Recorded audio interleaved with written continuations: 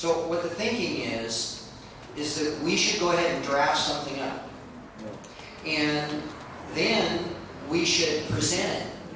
And we should say, because the council, if you present a charter amendment to the council can approve it without having an election.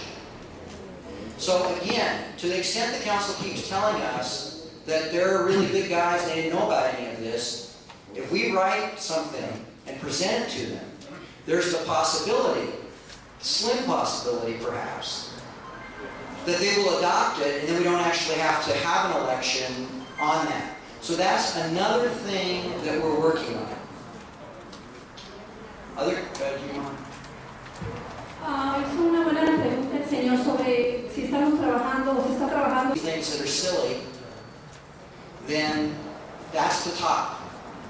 You know, those are the people that are supposed to be. It's an elective. You elect people, and they're supposed to ask questions and know what's going on. So I don't think we didn't know. Nobody told us. We didn't ask.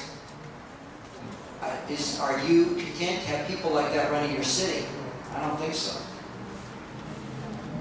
But in terms of recouping the money and going after them personally, you have to show that it was fraud or corruption and they had no legal right.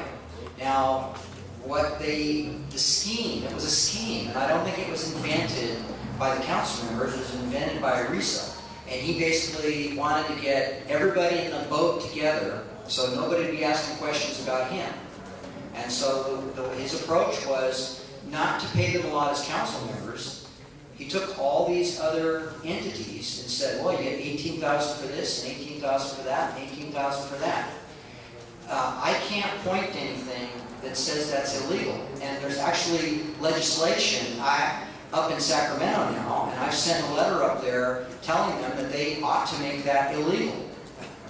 Yeah.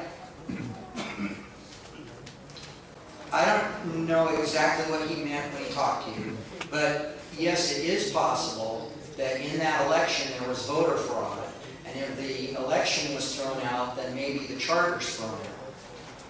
The problem is that I don't actually think it's the charter that created the problem with these other entities. I think that that's been kind of the explanation that's thrown out, but I don't know exactly what the answer to that's going to be. Well, they took advantage of the situation. They took advantage of the situation.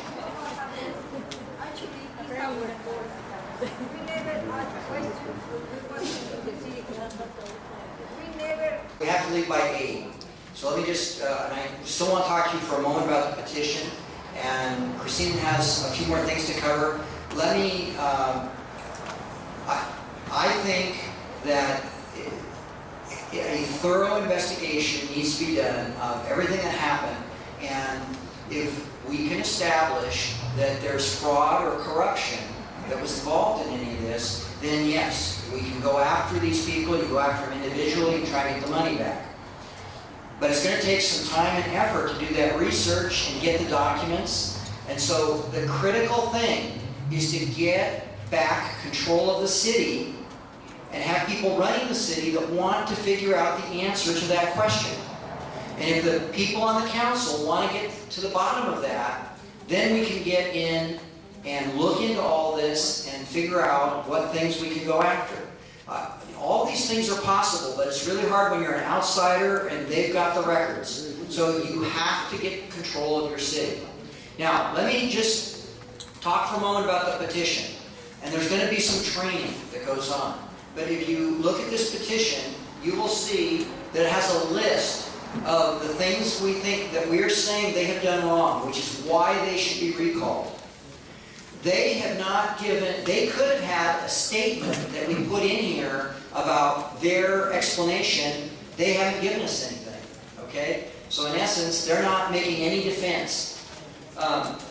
The reasons are listed here. I think we've kind of run out of time, but I think these are all things that you're familiar with. If you read these are the reasons that we're recalling them. Now, every person, if you're a circulator of this petition, You can't give it to a friend to circulate for you. You have to be a registered voter to circulate it. You have to sign. You have to have your address. And it says down here that I personally got the signature and I personally witnessed this. Now what we want to do is do this very cleanly. I agree, we have to assume that the other side is going to come up with every argument they can. So we all have to understand, you are going to have a registered voter list. What we want to do, as I explained earlier, is we want a high percentage of good signatures. So it's not just standing in front of the store and having everybody that walks in sign it. The people that circulate this, you'll have a list of all the registered voters in the city. And when you ask somebody to sign, what we want is you're going to look up the name and make sure that's on the list, and then have the person sign. If you have checked out that the person is a registered voter, then we know that's going to be a good signature. And if each person circulating does that, we know we're going to have a high percentage of good signatures. So when they do that random sample, we're going to hit it on the first time, and we move forward with that.